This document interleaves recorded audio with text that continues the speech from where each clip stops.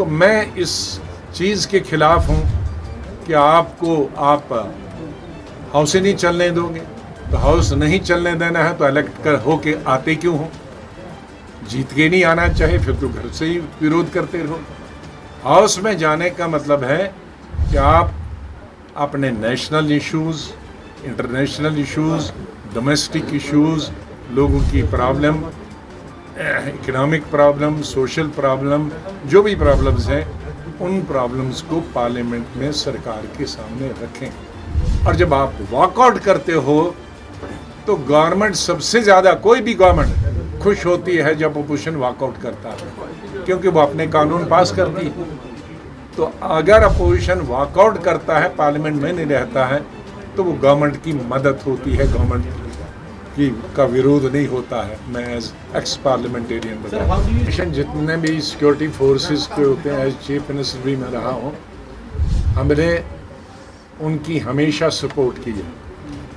صرف میرا ایک ہی چیز تھا ایز چیف منسٹر کہ آپ آپریشن کرتے رہو لیکن ہیومن رائٹس وائلیشن نہیں ہونا چاہے، اور غلط کسی کو انکاؤنٹر، فالس انکاؤنٹر نہیں.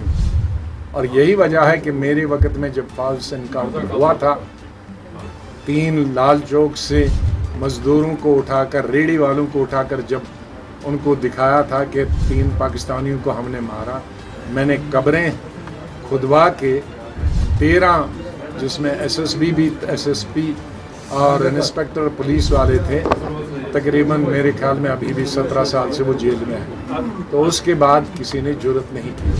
تو سیکورٹی فورسز کو پوری فریڈم تھی ایکسیپٹ فار دیز چیز کہ فالس انکاؤنٹر نہیں ہونے چاہیے. Trump speak so many things, opportunity he speaks so many things, so it's very difficult.